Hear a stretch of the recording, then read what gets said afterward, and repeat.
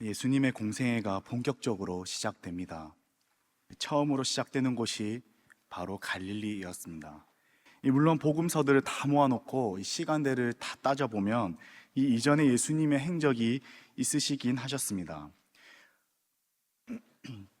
오늘 우리가 읽은 본문하고 그 앞인 이 4장 1절부터 11절까지의 이 시간 간격이 있는데요, 그 예수님의 행적을 나타내고 있는 게 바로 요한복음입니다.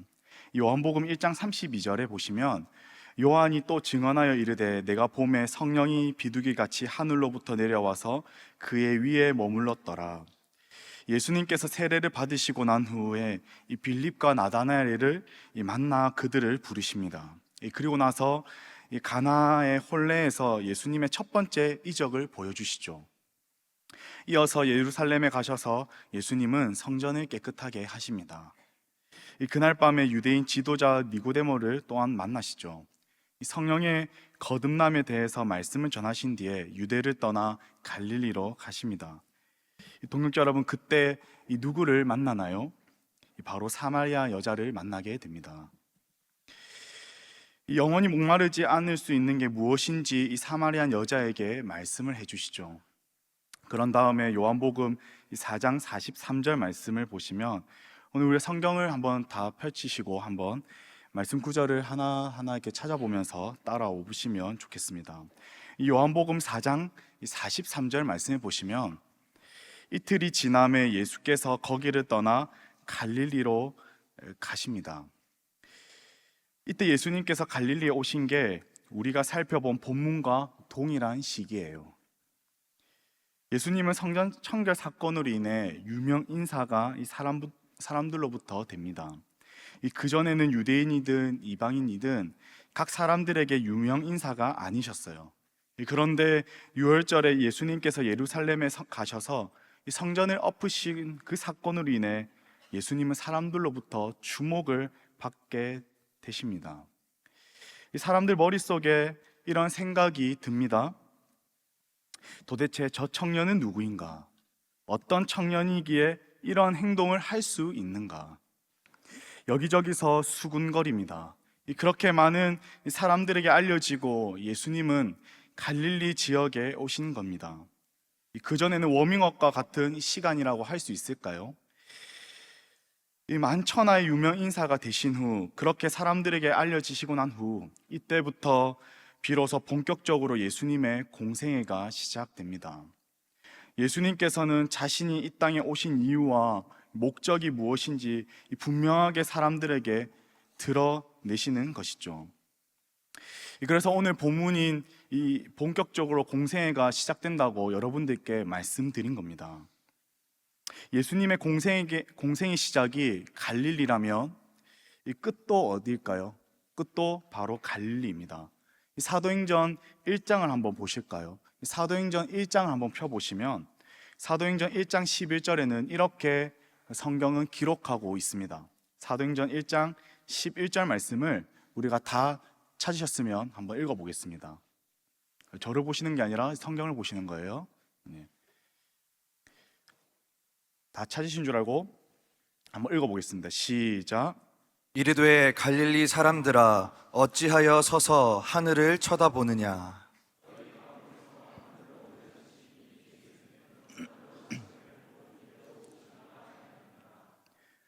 네, 아멘. 이르되 갈릴리 사람들아 어찌하여 서서 하늘을 쳐다보느냐. 예수님 승천을 갈릴리에서 하십니다.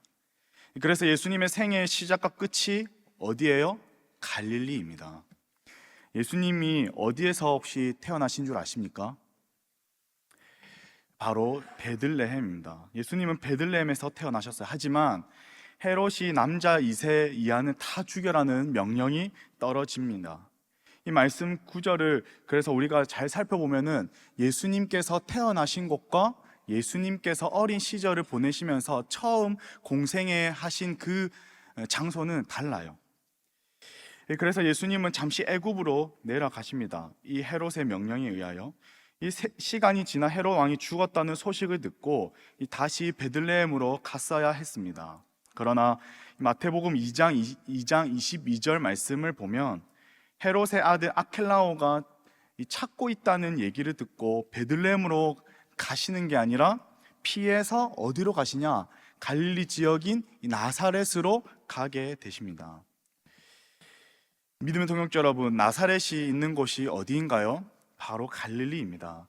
예수님께서 유독 갈릴리 동네에 집착을 하셨는데요, 심지어 부활을 하신 후에도 어디서 만나자고 하셨냐면 이 마태복음 28장 10절에 나와 있는데요, 예수님께서 부활하시고 난 후에 제자들에게 어디에서 다시 만나냐고 하셨냐면, 이에 예수께서 이르시되 무서워하지 말라, 가서 내 형제들에게 갈릴리로 가라 하라, 거기서 나를 보리라 하시니라. 갈릴리에서 다시금 만나자고 하십니다. 그렇다면 예수님의 일생과 이 갈릴리가 갖는 의미가 무엇일까요? 여기에는 중요한 의미가 있습니다. 예수님께서 그렇게 중요한 의미를 두고 계셨기 때문에 이 생애의 시작과 끝을, 그리고 많은 것을 갈릴리의 마음을 쏟으시는 것을 우리는 볼 수가 있어요. 먼저 오늘 본문 12절을 한번 보실까요? 먼저 오늘 본문 12절 보시면 예수께서 요한이 잡혔음을 들으시고 갈릴리로 물러가셨다라고 말씀합니다. 예수님은 어느 한 소식을 듣습니다. 무슨 소식이요? 요한이 잡혔다는 소식을 예수님은 들으시게 됩니다. 믿음의 동역자 여러분, 세례 요한이 어떤 인물이었나요? 세례 요한은 예수님보다 몇 개월 앞서 나타난 사람입니다. 그가 한 일은 무엇이었습니까? 하나님의 말씀을 대언하는 사역을 했습니다. 무엇보다 오실 메시아, 주의 길을 준비하고 예비했던 인물이 바로 세례 요한이에요. 그런 세례 요한이 잡혀서 감옥에 갇히게 됩니다. 마태복음 14장 3절에 보면 세례 요한이 잡히게 된 이유를 밝히고 있는데요, 마태복음 14장 3절 말씀을 한번 또 펴셔서 한번 따라와 보시면, 전에 헤롯이 그 동생 빌립의 아내 헤로디아의 일로 요한을 잡아 결박하여 옥에 가두게 됩니다. 전에 헤롯이 그 동생 빌립의 아내 헤로디아의 일로 요한을 잡아 결박하여 옥에 가두게 되죠. 이 동생의 아내를 빼앗아 살고 있던 헤롯에게 세례 요한이 그건 잘못된 일이라고 말하니까 이 헤롯이 어떻게 해요? 요한을 잡아서 옥에 가두어 버립니다. 이 안타깝고도 슬픈 소식을 예수님께서는요, 갈릴리로 오시면서 그 소식을 들으신 것입니다. 그렇다면 일반적으로 이렇게 동지가, 그리고 믿음의 동역자가 이런 일을 당하게 됐다면 어떻게 해야 하나요? 여러분들 어떻게 하시겠습니까? 나 몰라라고 도망가시겠습니까? 그런데 예수님은 지금 오늘 본문을 보시면 분명히 물러가셨다고 기록하고 있습니다. 나사렛을 떠나 스불론과 납달리 지경 해변에 있는 가버나움에 가서 사셨다라고 13절에도 기억하고 있죠. 예수님께서는 한 발 떼는 듯한 모습을 보이십니다. 예수님께서 무서우셔서 이렇게 하신 것일까요? 예수님께서 이렇게 하신 이유에 대해서 성경은요, 분명하게 말씀하고 있습니다. 그 분명하게 말씀하고 있는 게 뭐냐? 바로 이어서 나오는 14절 말씀입니다. 14절 말씀을 우리가 한번 읽어볼까요? 시작. 이는 선지자 이사야를 통하여 하신 말씀을 이루려 하심이라 일러스되. 아멘. 예수님께서 그렇게 하신 이유는 무엇입니까? 말씀을 이루시기 위해서였습니다. 그러므로 예수님의 한 걸음 한 걸음, 그분의 모든 여정은 하나님 아버지의 뜻을 이루는 아들로서 행하시는 것입니다. 동역자, 우리가 성경을 읽을 때 일반적으로 상식적으로 읽으시면 안 돼요. 철저하게 성경의 맥락과 문맥에 따라서 왜 그런지를 우리는 분명하게 살펴봐야 되는 거예요. 예수님께서 세례 요한의 그 잡혔다는 소식을 듣고 물러가신 이유는 예수님께서 무서워서 그렇게 하신 것이 아니라 성경을 이루시기 위하여, 다시 말해서 하나님의 뜻을 이루시기 위하여 그렇게 하신 것입니다. 이는 우리에게 중요한 의미를 줘요. 예수님께서 이 땅에 오셔서 아들로서 사는 인생, 자녀로서 사는 인생으로 아버지가 원하는 삶으로 그 뜻을 위해 살아갔던 것처럼 예수님과 연합되어 있는 저와 여러분도 내가 추구하고 사는 삶이 아니라, 내가 원하는 삶을 살아가는 삶이 아니라, 그렇다면 어떤 삶을 우리는 살아가야 할까요? 하나님께서 기뻐하시는 삶, 그분의 기뻐하신 뜻대로 살아가는 삶의 여정이어야 한다는 것입니다. 하나둘씩 예수님을 닮아가는 우리가 되어 하나님의 뜻을 위해 살아가는 저와 여러분들 되시기를 예수님의 이름으로 축복합니다. 아멘. 우리가 하나님으로 말미암아 하나님의 형상대로 지음받은 존재입니다. 그래서 우리는 본래의 어떤 삶을 살아가야 돼요? 예수님께서 살아가셨던 그 삶처럼 우리는 하나님이 원하시는 삶을 살아가야 하는 거예요. 하지만 죄로 말미암아 하나님과 관계가 깨어지면서 어떤 삶으로 전락됐나요? 하나님이 싫어하시는 삶, 하나님과 전혀 상관없는 삶, 하나님과 무관한, 하나님을 멀리하는 삶을 우리는 살아가게 되었습니다. 하지만 예수 그리스도로 말미암아 어떻게 돼요? 하나님과 다시금 우리는 화목하게 됐죠. 하나님과 관계가 다시금 회복되어졌습니다. 저와 여러분은 예수님을 믿습니다. 그렇다면 예수님을 믿는 저와 여러분의 삶은 어때야 되나요? 다시금 본래의 모습처럼 쉽진 않지만, 어렵지만 하나둘씩 하나님께서 기뻐하시는 삶을 부단히 살려고 노력해야 되는 것입니다. 분명히 말씀드립니다. 쉽지 않습니다. 어렵습니다. 하지만 저와 여러분이 예수님을 반드시 분명하게 믿는다면 우리의 삶의 모습, 우리의 마음가짐, 우리의 모습은 어떤 모습으로 점점점 변화되어야 되나요? 하나님께서 기뻐하시는 삶으로. 그렇기 때문에 우리의 인생의 여정은요, 성화의 여정이에요. 끊임없이 내가 주님께로 돌아서고자 하는, 끊임없이 나는 하나님과 전혀 무관한 삶을 살아가고 싶은 그 본성이 있지만, 예수 그리스도 연합된 자로서 어떤 작업이요? 계속적으로 주님께로 턴하는 삶인 거예요. 계속적으로 주님께 돌아서는 그러한 삶을 살아내는 노력이 저 여러분에게는 반드시 있어야 되는 거예요. 그게 예수님과 연합된 사람의 모습인 것입니다.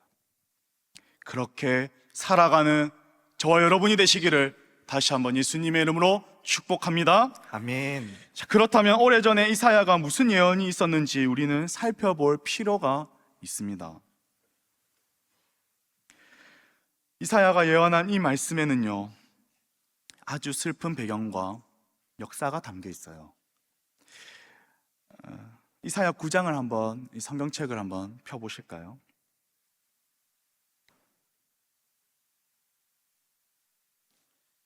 이사야 9장 말씀을 보시면 예언의 말씀이 기록되어 있습니다. 그리고 오실 메시아에 대해서 기록하고 있죠. 이사야 9장 1절 말씀을 한번 보시겠습니다. 이사야 9장 1절을 우리가 한번 읽어보겠습니다. 시작.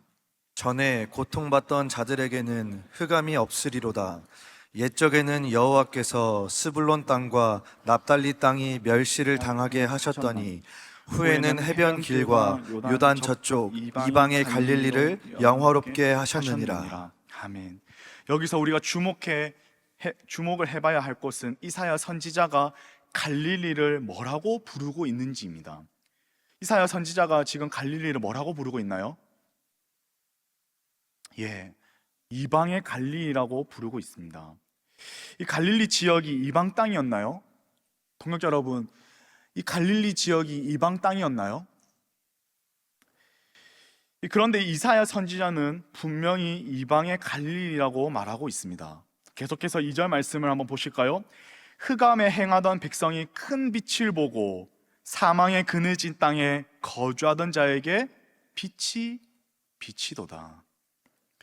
이사야 이 말씀과 오늘 본문 말씀을 이해하기 위해서는 역사적 배경을 좀 알아야지 우리는 이해할 수 있는데요, 이 당시 갈릴리 지역 위에는 어느 나라가 있었냐면 아수르 나라라는 이 나라가 있었습니다. 그리고 저 남쪽 밑에는요, 어느 나라가 있었냐면 애굽이 있었습니다. 그런데 아수르가 애굽을 정복하고자 했는데, 이 애굽과 전쟁할 때 이 아수르가 어느 지역으로 내려와 오는 게 가장 수월했을까요? 이 아수르가 여기 있었고 갈릴리가 여기 있었고 애굽이 여기 있었으면 아수르가 애국과 전쟁을 하러 갈 때에 어느 지역을 거쳐야지만 그들이 용이하고 수월했을까요? 네, 바로 갈릴리입니다. 바로 갈릴리 지역이었던 거예요. 그래서 당시 열강의 통로로 사용되면서 이 갈릴리는요, 많은 이 수탈을 당했었습니다. 이 오고 가면서 말이죠. 그렇기 때문에 이방 민족들과 섞일 수밖에 없었고, 이 갈릴리는 유대 지역이었으나 이방화가 된 지역이었습니다. 그 지역에 살았던 사람들은요, 덜 유대적이었으며 덜 종교적이었습니다. 유대 정통 히브리인들이 보았을 때는 저들과 상종하기를 꺼려했죠.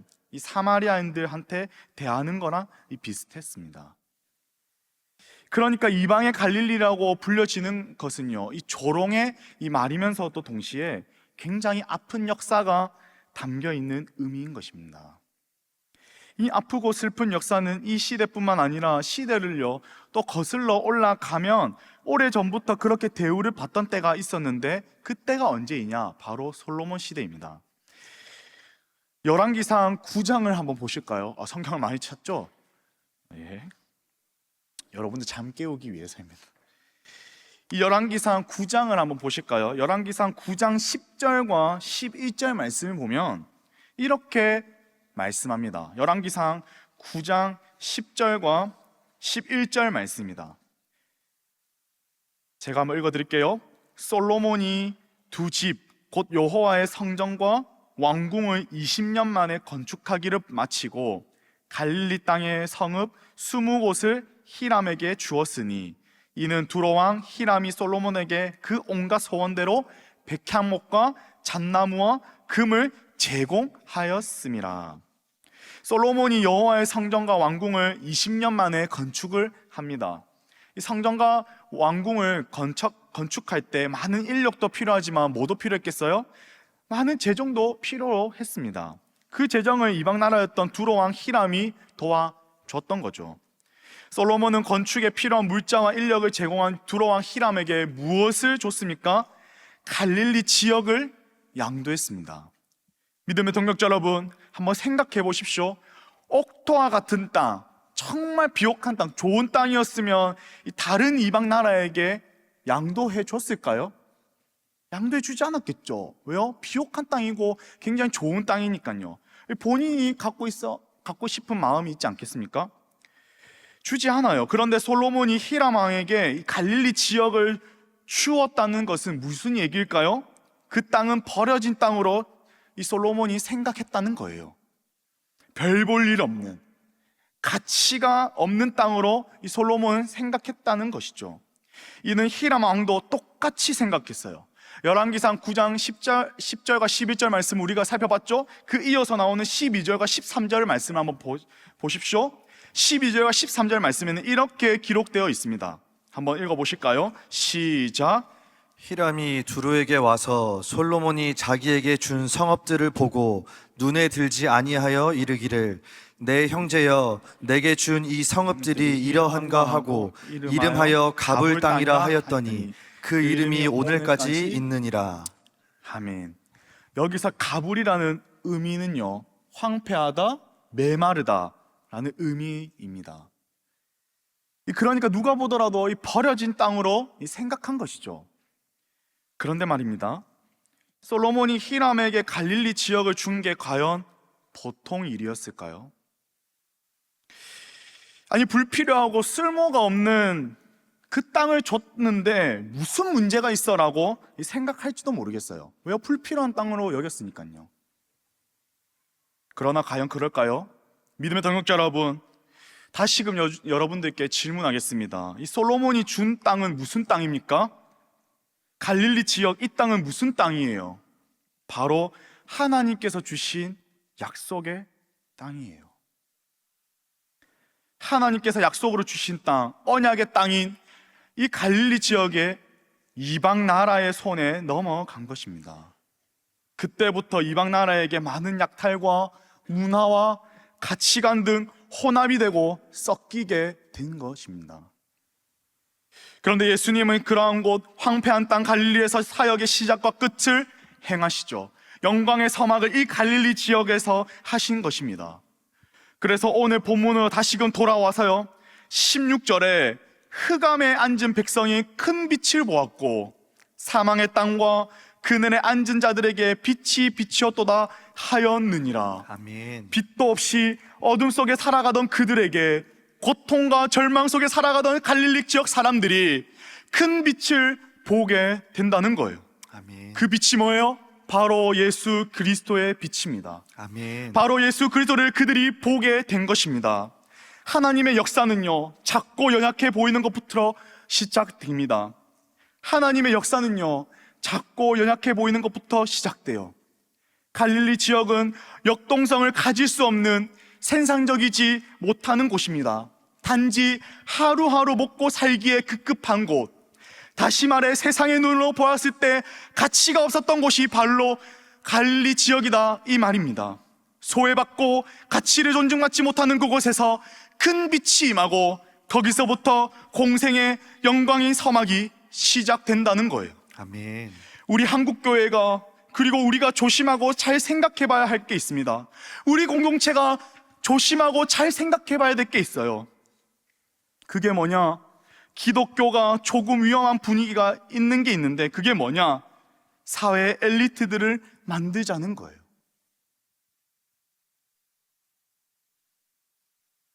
겉으로는 참 좋아 보입니다. 그렇다고 여러분 오해하지 마십시오. 만들지 말자는 말이 아닙니다. 그것을 한다고 해서 누가 뭐라고 할 사람은 아무도 없습니다. 하지만 이것은 세상에서도 다 하는 거예요. 세상에서도 열심을 가지고 리더를, 엘리트를 만듭니다. 세상은요, 더 우리보다 더 지위와 명예, 더 백그라운드나 특출한 능력 있는 사람들을 착출해내죠. 그런 사람들을 더 높이 세웁니다. 더 가치를 높이 세우죠. 그런 사람들에게 더 투자를 합니다. 그러면 다르게 살기로 시작한 공동체만큼 교회가 정말 돌아봐야 할 곳은 무엇일까요? 구약에서도 그렇고 신약으로 와서 예수님께서도 관심을 가진 이 고아와 객, 그리고 나그네와 가부에게 우리 공동체는, 우리 한국교회는 그들에게 관심과 마음을 빼앗겨야 된다는 것입니다. 아멘. 누군가 돌아보지 않으면 안 될 사회 약자들을 교회는 봐야 한다는 거예요. 그리스도의 시선은요, 약자를 향해야 한다, 이 말입니다. 아멘. 근데 여러분들 잘 생각해 보십시오. 우리 공동체가 과연 세상과 다른 모습으로 나아가고 있냐는 말입니다. 우리도 어쩌면 세상과 별반 다를 것 없이 문턱이 높아져 있진 않냐, 이 말입니다. 좋은 사람들, 지위와 명예가 높은 사람들, 돈 많이 버는 사람들, 세상에서 한 자리 깨뜯고 있는 사람들, 그런 사람들을 우리는 속히 받아내고, 나와 잘 맞는 사람, 그런 사람들은 우리가 더 가깝게 지내고 더 관심을 가지고 그렇게 하고 있지 않냐는 말입니다. 이게 그리스도인의 공동체인가요? 이게 교회 공동체의 모습입니까?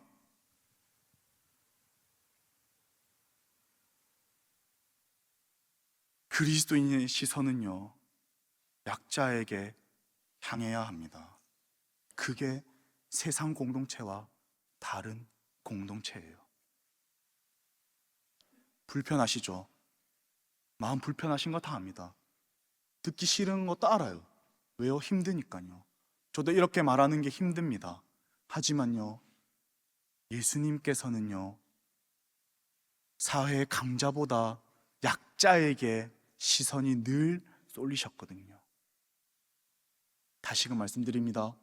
저와 여러분들이 예수님과 연합된 자라면, 저와 여러분들이 정말 예수님을 믿는 사람들이라면, 힘들지만 우리는 사회 공동체와 전혀 다른 모습으로 강자가 아니라 약자에게 관심과 마음을 쏟아야 될 줄을 믿습니다.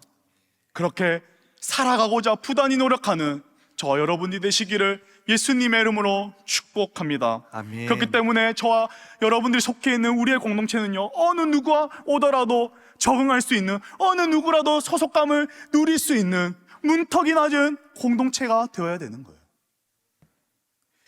이와 같은 모습이 우리에게 있어야 합니다. 교회가 세상처럼 권력을 논하고 있고 세상을 따라하고 있으면 세상의 가치관을 받아들여 세상과 비슷하게 나아가고 있진 않는지 모르겠어요. 시대가 이러하다고 해서 그것을 받아들이면 우리는 세상과 구별된 세상과 다른 공동체로 서 있을 수가 없다는 것을 반드시 기억하십시오. 예수님의 생애를 우리는 잘 기억하시길 바라요. 세상의 권력을 얻고자 기웃거리지 않으셨고 세상의 사상 따라 그렇게 살지 않으셨습니다. 그러므로 우리도 마찬가지로 예수님께서 사셨던 것처럼 살아가야 된다, 이 말입니다. 예수님은 그곳에서 제자들을 부르십니다. 오늘 본문 18절 말씀을 보실까요? 18절 말씀, 갈릴리 해변에 다니시다가 두 형제 곧 베드로라 하는 시몬과 그의 형제 안드레가 바다에 그물 던지는 것을 보시니 그들은 어부라. 21절에 거기서 더 가시다가 다른 두 형제 곧 세베대의 아들 야고보와 그의 형제 요한이 그의 아버지 세베대와 함께 배에서 그물 깁는 것을 보시고 부르시니, 그리고 나서 이들에게 예수님은 뭐라고 말씀하시나요? 19절 말씀입니다. 19절 말씀을 한번 읽어보실까요? 시작. 말씀하시되 나를 따라오라. 내가 너희를 사람을 낚는 어부가 되게 하리라. 아멘. 이 말씀에 반응하여 그들은 어떻게 하나요? 자신의 것을 버려두고 예수님을 따르게 됩니다. 예수님께서 제자들로 부르러 가신 그들의 직업은요, 무엇이었나요? 우리가 다 알듯이 어부입니다. 어부마다 좀 다를 수 있지만 흔히 어부는요, 가난하다고 생각을 해요. 그러나 이들은 전혀 가난하지 않았습니다. 오늘날도 그렇겠지만 이 당시에 어부들은요, 배를 몇 척이나 가지고 있을 뿐더러 그들에게는 심지어 하인도 몇 명을 두는 수준이었습니다. 그들이 예수님을 따랐을 때 단순히 이렇게 사나 저렇게 사나 이래 주구나 저래 주구나 똑같지라는 생각으로 그냥 단순히 예수님을 따라 나서겠습니다라고 한 게 아닙니다. 그들은 자신의 것들을 버려두고 예수님을 따른 것입니다. 여기서 중요한 것은요, 예수님께서 부르러 가신 이 어부들은 그 당시 시대에만 유독 통용된 시대적 개념인지 아니면 성경에 맞물려 있는 성취의 개념인지 우리는 알아야 할 필요성이 있어요. 조금 전에도 말씀드렸지만 예수님이 이 땅에서 삶은요, 오로지 하나님의 뜻을 위한 삶입니다. 모든 여정이 하나님의 뜻을 이루시기 위한 삶이라고 말씀드렸죠. 말씀을 성취하시는 분, 구약의 율법을 완성하시고자 이 땅에 오신 분이 바로 우리 구주신 예수님이세요. 그래서 마태복음 5장 17절에 내가 율법이나 선지자를 폐하러 온 줄로 생각하지 말라. 폐하러 온 것이 아니요 완전하게 하려 함이라 말씀하셨습니다. 예수님께서 어부들을 부르신 이유도 말씀을 이루시기 위함이에요. 예레미야 16장 16절 말씀을 보시면 예레미야 16장 16절에는 이렇게 말씀하고 있습니다. 여호와의 말씀이니라. 보라, 내가 많은 어부를 불러다가 그들을 낫게 하며, 뭐라고요? 내가 많은 어부를 불러다가 그들을 낫게 하며, 그 후에 많은 포수를 불러다가 그들을 모든 산과 모든 언덕과 바위 틈에서 사냥하게 하리니. 사람 낚는 어부를 예수님께서 처음 하신 게 아니라 그 전에 이미 말씀이 있습니다. 이미 말씀을 했어요. 자, 예레미야 말씀을 보면 뭐가 나오나요? 어부와 포수가 나옵니다. 이는 무엇을 상징하냐? 곧 구원과 심판을 상징해요. 어부들은 낚아서 살려내고 구원하는 역할을 합니다. 이에 반해 그것을 거부하고 받아들이지 않는 사람들은 포수가 사냥을 해서 심판을 받게 하는 역할을 해요. 오늘 본문 4장 19절에도 말씀하시는 사람을 낚는 어부가 되게 하리라는 말씀에서 이중적 메시지가 담겨 있는 것입니다. 그 안에 들어온 사람은 구원을, 그렇지 않은 사람들은 심판이 반드시 있다는 것입니다. 그래서 지금 예수님은 예레미야 선지자가 했던 그 말씀을 설명하고 계신 것입니다. 예수님께서 제자들을 부르시고 난 후 갈릴리에 두루 다니면서 무엇을 하시나요? 23절부터 24절까지 말씀입니다. 우리 23절부터 24절까지 말씀을 한번 읽어볼까요? 시작.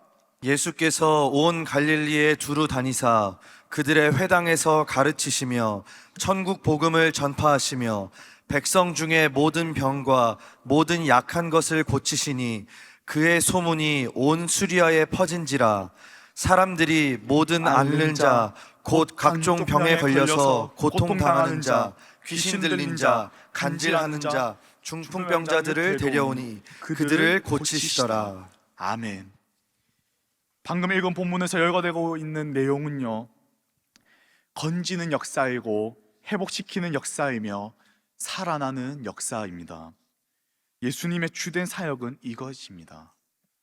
그러므로 예수님의 공생의 기간 동안 주된 사역은요, 세 가지로 압축해 볼 수가 있습니다.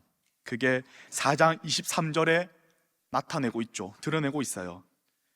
가르치시고 전파하시고 고치시는 것입니다.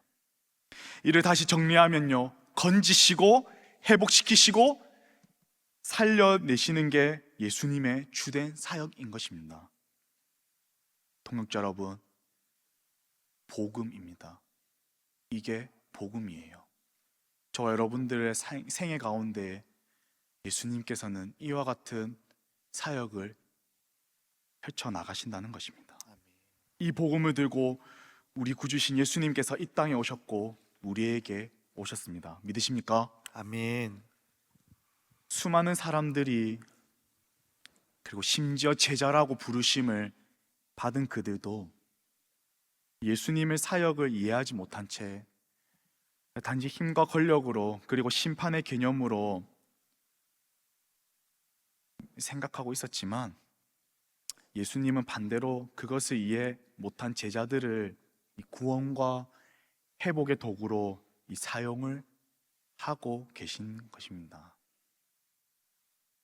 믿음의 동역자 여러분, 저 여러분들도 마찬가지입니다. 까막 눈으로 살던 우리가 큰 빛을 보게 하시고 그 빛을 이 봄으로 말미암아 이제부터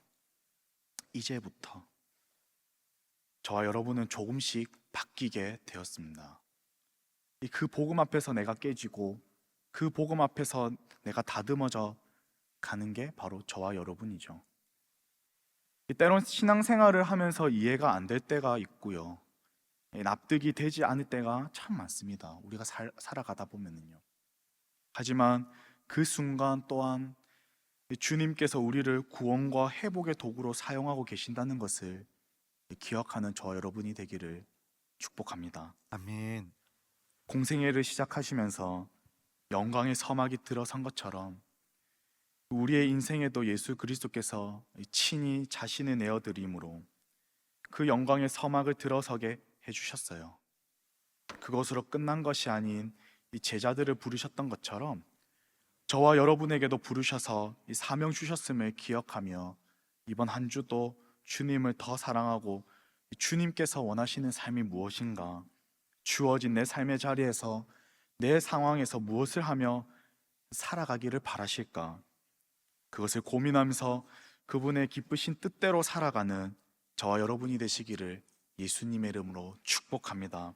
아멘. 제자들은 이렇게 예수님과 공생의 기간을 지내면서 이 제자들의 공동체는 어떻게 확장되어져 가나요? 바로 에클레시아, 교회가 됩니다. 오늘날 저와 여러분들이 누리고 있고 소속해 있는 공동체, 그렇게 확장되어져 가죠. 바라옵기는 저 여러분들이 나 개인의 사명, 하나님께서 나를 통하여서 무슨 일을 이루어 가시길 원하시는가 늘 묵상하시면서 고민하면서 하나님께 여쭈어 보시면서, 동시에 하나님께서 만나게 하셨고 하나님께서 세우신 우리의 공동체 가운데서 과연 하나님은 어떻게 하나님의 나라를 세우기를 원하시는가, 함께 믿음의 동역자들과 고민하시고 또 고민하시면서 그렇게 기도하며 그렇게 살아가는 저와 여러분 또 우린 공동체가 되기를 다시 한번 예수님의 이름으로 축복합니다. 아멘. 아멘.